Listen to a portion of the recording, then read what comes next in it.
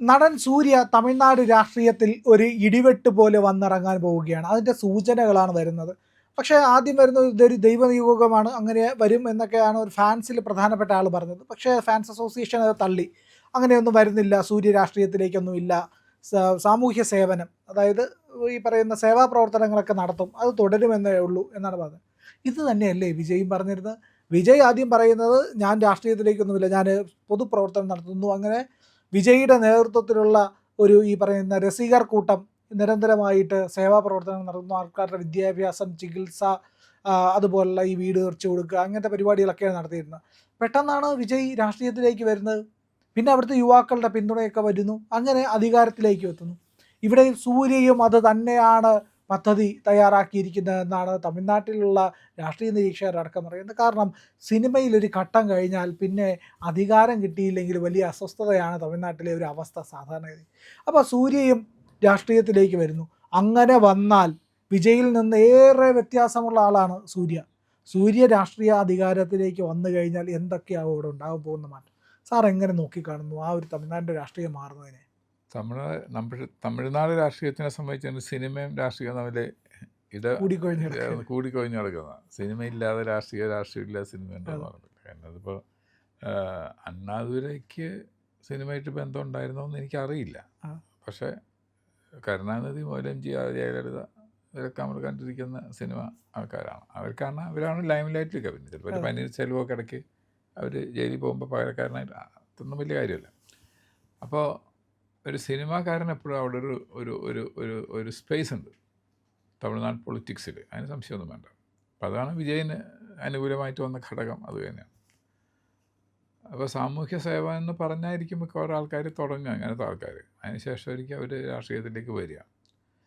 അതായത് ഇദ്ദേഹം രാഷ്ട്രീയത്തിൽ വരികയാണെങ്കിൽ ഏതായാലും വിജയ് വന്നതിന് വ്യത്യാസം ഉണ്ടാവും. വിജയിനെ പോലെ ദേശീയതയെ തള്ളിപ്പറയുന്ന ഒരാളല്ല സൂര്യ, അല്ലെങ്കിൽ ഹിന്ദു വിരുദ്ധമായ നടപടികൾക്ക് പിന്തുണ കൊടുക്കുന്ന ആളല്ല സൂര്യ. ആ വ്യത്യാസമുണ്ട്. അപ്പം അതുകൊണ്ട് സൂര്യ അങ്ങനെ അധികാരത്തിൽ വരികയാണെങ്കിൽ തമിഴ്നാട് അധികാരത്തിൽ വരുമോ നമുക്കറിയില്ല. പൊളിറ്റിക്സിൽ വരികയാണെങ്കിൽ ഇവൻ ഒരു നല്ല രാഷ്ട്രീയ പാർട്ടി ലോഞ്ച് ചെയ്താൽ പോലും അതിന് ഭരണാധികാരികളെ നിയന്ത്രിക്കാൻ കഴിയും. അങ്ങനെയാണല്ലോ, നല്ലൊരു പ്രതിപക്ഷ പാർട്ടി. അതിൽ MLA-മാരില്ലെങ്കിൽ പോലും. MLA-മാരുണ്ടാവണമെങ്കിൽ ഇനി അവർക്ക് 5 വർഷം കാത്തിരിക്കണം സാധാരണഗതിയിൽ, ഈ ഗവൺമെൻറ് 5 കൊല്ലം തുടരുകയാണെങ്കിൽ. അപ്പോൾ അങ്ങനെ വരുമ്പോൾ ഒരു ദേശീയതയ്ക്ക് അനുകൂലമായിട്ടുള്ളതും ഹിന്ദുക്കളെ ദ്രോഹിക്കാത്തതുമായിട്ടുള്ള ഒരു രാഷ്ട്രീയ പാർട്ടി അദ്ദേഹം രൂപീകരിക്കുകയാണെങ്കിൽ അതൊരു വെൽക്കം സ്റ്റെപ്പാണ്. പിന്നെ അദ്ദേഹത്തിന് തമിഴ് സിനിമയിൽ വലിയ സ്വാധീനമുള്ള ആളാണ്. കാരണം അദ്ദേഹത്തിൻ്റെ അച്ഛൻ ഒരു 40-50 കൊല്ലം മുമ്പ് തന്നെ സൂപ്പർ സ്റ്റാറാണ്. അദ്ദേഹത്തിൻ്റെ അച്ഛൻ്റെ ഫിലിമൊക്കെ വീഡിയോയിലൊക്കെ കണ്ടിരിക്കുന്നത് 45 കൊല്ലം 46 കൊല്ലം മുമ്പാണ്. അപ്പോൾ അദ്ദേഹത്തിൻ്റെ മകൻ എന്ന് പറയുമ്പോൾ സ്വാഭാവികമായിട്ടും ഒരു സ്വീകാര്യത ഉണ്ടാവുമല്ലോ. അപ്പോൾ അത് ആ നിലയ്ക്ക് നോക്കുകയാണെങ്കിൽ അതൊരു വെൽക്കം സ്റ്റെപ്പ് ആയിരിക്കുമെന്നാണ് എനിക്ക് തോന്നുന്നത്. ഈ സൂര്യയ്ക്ക് വിജയിൽ നിന്ന് ഒരുപാട് വ്യത്യാസങ്ങളുണ്ട്. അതായത് സൂര്യ ഒരു അസ്തിത്വമുള്ള മനുഷ്യനാണ്. തൻ്റെ നിലപാടുകളിൽ നിന്ന് തൻ്റെ വിശ്വാസങ്ങളിലും എല്ലാം തന്നെ ചേർന്ന് നിൽക്കുന്നതാണ്. വിജയ്ക്ക് ആരോപിക്കപ്പെടുന്ന ഏറ്റവും പ്രധാനപ്പെട്ട കാര്യം ഒരു ഇവാഞ്ചലിസ്റ്റാണ്. ഇവാഞ്ചലിസ്റ്റുകളുമായിട്ട് ബന്ധമുണ്ട്. ഈ പറയുന്ന അച്ഛൻ അതേ രീതിയിലുള്ള മനുഷ്യനായിരുന്നു. ജോസഫ് വിജയ് എന്നുള്ള പേര് ഇപ്പോൾ വലിയ രീതിയിൽ ചർച്ചയായതൊക്കെയാണ്. അപ്പോൾ സൂര്യ അത്തരത്തിലല്ല. സൂര്യയ്ക്ക് തമിഴ് ഐഡൻറ്റിറ്റി എല്ലാം ഉണ്ടെങ്കിൽ കൂടിയും സൂര്യ നമ്മുടെ ദേശീയതയുമായിട്ട് കൂടുതൽ ചേർന്ന് നിൽക്കാനുള്ള സാധ്യതയുണ്ട് എന്ന് പറയപ്പെടുന്നുണ്ട്. അപ്പോൾ സൂര്യ വന്നിറങ്ങിയാൽ അത് ഒരു തമിഴ്നാടിൻ്റെ വീരാരാധനയ്ക്കൊപ്പം നിൽക്കുന്ന ആളാണ്. അതായത് കൾച്ചറലി കൂടെ തമിഴിൻ്റെ ഒരു കൾച്ചറൽ തമിഴ്നാടുമായിട്ട് ചേർന്ന് നിൽക്കുന്ന ആളാണ്. വിജയ്ക്ക് അത്രയ്ക്കൊരു വൈകാരിക തമിഴൻ പരിവേഷമില്ല.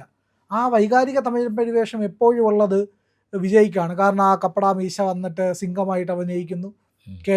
ഈ പറയുന്ന തമിഴ്നാട്ടിൻ്റെ ഒരു തനത് രാഷ്ട്രീയത്തോടും സംസ്കാരത്തോടും ചേർന്ന് വയ്ക്കുന്നു.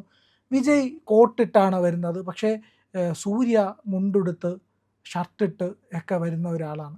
കറുപ്പ് എന്ന് പറഞ്ഞൊരു സിനിമ ഈ അടുത്തിറങ്ങിയിരുന്നു. അതിലൊക്കെ വളരെയധികം തമിഴ് സംസ്കാരവുമായിട്ട് ഇഴകിച്ചേർന്ന ആളാണ്. അങ്ങനെ വരുമ്പോൾ ഉറപ്പായിട്ടും സിനിമയുടെ എല്ലാ പ്രഭയും സൂര്യയ്ക്കുണ്ട്, വീരപരിവേഷമുണ്ട്, തമിഴ് കൾച്ചറുമായിട്ട് ബന്ധപ്പെട്ട് ചേർന്ന് നിൽക്കുന്ന ആളാണ്, തമിഴ് സംസ്കാരവുമായിട്ട് ചേർന്ന് നിൽക്കുന്ന ആളാണ്. ഒരു ദൈവിക പരിവേഷം കൂടി സൂര്യയ്ക്ക് കിട്ടാനുള്ള എല്ലാ സാധ്യതയും ഉണ്ട്. അവിടെയാണ് ജോസഫ് വിജയ്ക്ക് വലിയ വെല്ലുവിളി ഉയർത്താൻ സൂര്യ വരുന്നത് എന്നുള്ളതാണ്. അത് വിജയുടെ പ്രഭാവത്തെ മങ്ങലേൽപ്പിക്കില്ലേ? വിജയുടെ പ്രഭാവത്തിൽ മങ്ങലേൽപ്പിക്കും. കാരണം ഫിലിം രംഗത്ത് തന്നെ ഒരു ലീഡർ വരികയാണ്. അത് ഫിലിമിൻ്റെ ഈ നേരത്തെ പറഞ്ഞ പോലെ തമിഴകത്തിൻ്റേതായിട്ടുള്ള ഒരു സംസ്കൃതിയും അവരുടെ ചില ജീവിത സമ്പ്രദായങ്ങളുണ്ട്. അതിനോട് ചേർന്ന് നിൽക്കുന്ന ആളാണ്. കോട്ടൊന്നിട്ടല്ല സൂര്യ വരിക. അത് അവിടുത്തെ തനതായിട്ടുള്ള തമിഴിൻ്റെ വസ്ത്രധാരണങ്ങളൊക്കെ ആയിട്ട് മുണ്ടും ഷർട്ടും ഒക്കെ ആയിട്ടായിരിക്കും വരിക. അപ്പോൾ അത് തന്നെ ജനങ്ങളെ കൂടുതൽ അട്രാക്റ്റ് ചെയ്യും. അതിന് സംശയമൊന്നുമില്ല. അതോടൊപ്പം തന്നെ അദ്ദേഹത്തിന് നമ്മുടെ സംസ്കൃതിയിലുള്ള സമീപനം ഒരു ഇവാഞ്ചലിസ്റ്റിൻ്റേതായിരിക്കില്ലല്ലോ. ഇവാഞ്ചലിസ്റ്റിനെ സംബന്ധിച്ച് അദ്ദേഹം ഏത് സംസ്കാരത്തിലാണ് ജനിച്ചിട്ടുള്ളത് അതിനെല്ലാം തള്ളി പറയുന്നതാണ് ഇവാഞ്ചലിസ്റ്റ് പറയുന്നത്. അവർക്കൊരു വേറൊരു പുതിയ ലോകം ദൈവം ഒക്കെ ആയിട്ടുള്ളൊരു ചിന്താഗതിയാണ്. മറ്റുള്ളതിനെ അംഗീകരിക്കില്ല. അപ്പോൾ ഈ സെമറ്റിക് മതങ്ങളിൽ എല്ലാവരും പ്രശ്നമാണത്. ഇപ്പോൾ CPM, ക്രിസ്ത്യാനിറ്റി, ഇസ്ലാം, സൊറാഷ്ട്രനിസം, അതേപോലെ തന്നെ മാർസിസം, അതിനെ സെമറ്റിക് മതത്തിന് നമുക്ക് കൂട്ടാം. ഇവർക്ക് എല്ലാവർക്കും മറ്റൊന്നിനെ അംഗീകരിക്കാത്തവരാണ് സെമറ്റിക് മതം എന്ന് പറഞ്ഞത്. മറ്റൊരു രീതിയിലുള്ള ഇത് മാത്രമേ ഉള്ളൂ ശരി, ഇതാണ് ശരി, ഇത് മാത്രമാണ് ശരി. അപ്പോൾ ആ ഒരു ചിന്താഗതിയിൽ പോകാത്ത ആളായിരിക്കും സൂര്യ. കാരണം സൂര്യ ഇവാഞ്ചലിസ്റ്റ് അല്ല, സ്വന്തം സംസ്കൃതിയിൽ ഒഴുകി ചേർന്ന് പോകുന്ന ഒരാളാണ്. അതുകൊണ്ട് അത് വിജയിനെ വെല്ലുവിളി തന്നെ ഇരിക്കും. അങ്ങനെ ഒരു പാർട്ടി വന്നു കഴിഞ്ഞാൽ ആ വെല്ലുവിളി ഒരു ഇലക്ഷൻ സമയത്ത് ഫീൽ ചെയ്യണമെങ്കിൽ ഇന്നത്തെ നിലയ്ക്ക് 5 കൊല്ലം കഴിയണം. പക്ഷെ അല്ലാതെ വിജയിയുടെ പല പ്രവർത്തനങ്ങൾക്കും തെറ്റായ പ്രവർത്തനങ്ങൾ തടയിടാനായിട്ട് ശക്തമായിട്ട് പ്രതിപക്ഷമായിട്ട് പുറത്ത് നിൽക്കുന്നുണ്ടെങ്കിൽ വിജയന് സാധിക്കും, സൂര്യയ്ക്ക് സാധിക്കും. അതെ, അതായത് ആദ്യം പ്രതിപക്ഷമായിട്ട് ഒരു പക്ഷേ വരാൻ സാധ്യതയുള്ള ആളാണ്. രാഷ്ട്രീയ പാർട്ടി രൂപീകരിച്ചാൽ ഒട്ടും പിന്നോട്ട് പോകില്ല. കാരണം വിജയേക്കാളേറെ സൂര്യ ലക്ഷ്യം വയ്ക്കുന്ന ചില കാര്യങ്ങളുണ്ട്. സൂര്യ ലക്ഷ്യം വയ്ക്കുന്ന അവിടുത്തെ വിദ്യാർത്ഥികളുടെ പഠിത്തത്തിലാണ്. ഉന്നത വിദ്യാഭ്യാസത്തിനടക്കം കുട്ടികൾക്ക് പഠനത്തിന് വേണ്ടിയുള്ള മെൻറ്റർഷിപ്പ്. വെറും പൈസ കൊടുക്കലല്ല, സൂര്യ ചെയ്യുന്ന പോലെ വിജയ് ചെയ്യുന്ന പോലെ വെറും പൈസ കൊടുക്കലല്ല, മെൻറ്റർഷിപ്പ്, അവരുടെ സ്കോളർഷിപ്പ്, അവരെ പഠിപ്പിച്ച് ഉയരത്തിലേക്ക് കൊണ്ടുവരിക എന്നുള്ളത്. ഇതേ ലക്ഷ്യങ്ങളോടുകൂടിയാണ് ഈ പറയുന്ന അവരുടെ ആരാധക കൂട്ടം പ്രവർത്തിക്കുന്നതെന്നുള്ളത്. വിജയ്ക്ക് അങ്ങനെ ഒരു ലക്ഷ്യമുണ്ടായിരുന്നില്ല. കുറേ പേര് ഇപ്പോൾ ഈ പറയുന്ന സേവന പ്രവർത്തനം ചെയ്തു എന്ന് പറഞ്ഞിട്ട് ആൾക്കാരെ സഹായിച്ചു പബ്ലിസിറ്റി ആയിരുന്നു. സൂര്യ അങ്ങനെയല്ല. ഞാൻ ഇപ്പോഴും സൂര്യ പറയുന്നത് ഞാൻ രാഷ്ട്രീയത്തിലേക്ക് ഇല്ല എന്ന് പറയുന്നുണ്ടെങ്കിൽ കൂടിയും, സൂര്യയല്ല പറയുന്നത്, രസികർ മണ്ഡലമാണ് പറയുന്നതെങ്കിലും, ഈ പറയുന്ന സൂര്യ ചെയ്യുന്ന പ്രവർത്തനങ്ങൾ ആഴത്തിൽ ജനങ്ങളെ സ്വാധീനിക്കുന്നതാണ്. അത് ഒരു പുതിയ തുടക്കമാവുകയും അതൊരു കൊടുങ്കാറ്റായി മാറുകയും ഒക്കെ ചെയ്തു കഴിഞ്ഞാൽ വിജയ്ക്ക് ഈ 5 വർഷം കഴിയുമ്പോൾ പ്രതിച്ഛായ പോലും ഉണ്ടാകുമോ എന്നുള്ളൊരു സംശയം വരുന്നുണ്ട്. അത് സംഭവിക്കാം. കാരണം ഇദ്ദേഹത്തിൻ്റെ സാമൂഹ്യ പ്രവർത്തനം എന്ന് പറഞ്ഞാൽ വെറുതെ പൈസ കൊടുത്തുള്ള ഒരു പബ്ലിസിറ്റി അല്ല. നമ്മളിപ്പോൾ സാധാരണ എല്ലായിടത്തും ഇപ്പോഴും ഇവിടെയൊക്കെ കാണാറുണ്ടല്ലോ ചില ആൾക്കാർ ഒരു പത്രക്കാരോടും TV-കാരോടൊക്കെ നേരത്തെ പറഞ്ഞു വെച്ചിട്ട് ചെയ്യുന്ന ചില കാര്യങ്ങൾ. അതുപോലെയല്ല. ഇപ്പോൾ മെൻറ്റർഷിപ്പ് എന്ന് പറയുന്നത് തന്നെ വലിയ കാര്യമല്ലേ. കുറേ പൈസ കൊടുത്തിട്ട് നിങ്ങൾ എന്തെങ്കിലും ഒന്നും പറഞ്ഞു വിടുകയല്ലല്ലോ. മെൻറ്റർഷിപ്പ് ഉണ്ട്. അതുപോലെ ഗ്രാമങ്ങളിൽ താമസിക്കുന്ന പാവപ്പെട്ട ആൾക്കാർക്ക്, വീടില്ലാത്തവർക്ക് വീട് വെച്ച് കൊടുക്കൽ, ഇൻഫ്രാസ്ട്രക്ചർ ഇല്ലാത്തവർക്ക് അതിന് സാധിക്കുന്ന പോലെ ചെയ്തു കൊടുക്കൽ, അതൊക്കെ വലിയ ക്ഷയരോഗ ചികിത്സ എന്നൊക്കെ പറഞ്ഞു കഴിഞ്ഞാൽ വലിയ കാര്യങ്ങളാണ്. അവർക്ക് പൈസ ഇല്ലാത്തവർക്ക് ചികിത്സിക്കാനുള്ള ധനസഹായം കൊടുക്കുക, ഡോക്ടറെ കാണാൻ പോവുക, ഹോസ്പിറ്റലിൽ കിടക്കേണ്ടി വന്നാൽ അതാവുക, മരുന്ന് മേടിക്കേണ്ടി വരിക എന്നൊക്കെ, അതിനൊക്കെ ചെയ്തു കൊടുക്കുക എന്ന് പറഞ്ഞു കഴിഞ്ഞാൽ ആളുകളെ സംബന്ധിച്ച് അത് ഇപ്പം നമ്മൾ സാധാരണ സംസ്കൃതത്തിൽ പറയല്ലേ, മാനവ സേവ മാധവ സേവ. മനുഷ്യനെ സേവിക്കുന്നതാണ് ദൈവത്തിനെ സേവിക്കുന്നതിന് തുല്യമാണെന്നുള്ളത്. അപ്പോൾ അത് സാമാന്യ അതിൻ്റെ ഒരു ബെനിഫിഷ്യറി ആണെങ്കിൽ, ഞാനൊരു ബെനിഫിഷ്യറി ആണെങ്കിൽ ഞാനും അങ്ങനെയല്ലേ കാണുള്ളൂ. എനിക്ക് ഇതേപോലുള്ള യാതൊരു ഉദ്ദേശമില്ലാതെ, എന്നെക്കൊണ്ട് അയാൾക്കൊരു ഉദ്ദേശമില്ല, പക്ഷേ സ്റ്റിൽ എനിക്ക് വേണ്ടി ഇതേപോലുള്ള സഹായം ചെയ്യാൻ തയ്യാറുള്ള ഒരാളുണ്ടെങ്കിൽ ഞാൻ അത് ഇയാളെ കാണുന്നത് ദൈവമായിട്ട് തന്നെ ഇരിക്കും. അതിന് യാതൊരു സംശയം വേണ്ട. അപ്പോൾ സ്വാഭാവികമായിട്ട് തമിഴ്നാട് രാഷ്ട്രീയത്തിൽ സൂര്യയ്ക്ക് ഒരു സ്പേസ് ഉണ്ടാവാൻ പോവുകയാണ്. അദ്ദേഹം ഇപ്പോൾ ഞാൻ രാഷ്ട്രീയ അല്ല സേവനം എന്നൊക്കെ പറഞ്ഞാലും അൾട്ടിമേറ്റ്ലി അത് അങ്ങനെ തന്നെ വരും.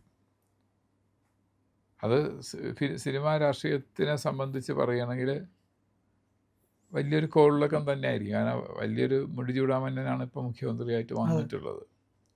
അപ്പോൾ മറ്റൊരാളും കൂടി ആ രംഗത്തേക്ക് വരുന്നു എന്ന് പറയുമ്പോൾ ജനങ്ങൾക്ക് വിലയിരുത്താനുള്ള അവസരമുണ്ട്. രണ്ടുപേരെയും തുലനം ചെയ്ത് നോക്കാം, ആരാണ് കൂടുതൽ ജനകീയരാണ്, ജനങ്ങൾക്ക് വേണ്ടി കൂടുതൽ ഉപകാരം ചെയ്യുന്നവരാണ്, പ്രോ പീപ്പിൾ ആരാണെന്നുള്ളത് അവർക്ക് കണ്ടുപിടിക്കാമല്ലോ. അതെ, തീർച്ചയായിട്ടും അതിനൊരു സാധ്യതയുണ്ട്. സാധ്യതയുണ്ട്. നിങ്ങൾ ഞങ്ങളുടെ കൂടെ ഉണ്ട് എന്നതാണ് ഞങ്ങളുടെ വിജയം. ഒപ്പം നിങ്ങൾ കൂടെ ഉണ്ടാവണം, ഒപ്പം സഞ്ചരിക്കണം. ചാനൽ കാണുന്നവർ സബ്സ്ക്രൈബ് ചെയ്യണം ഇന്ന് തന്നെ.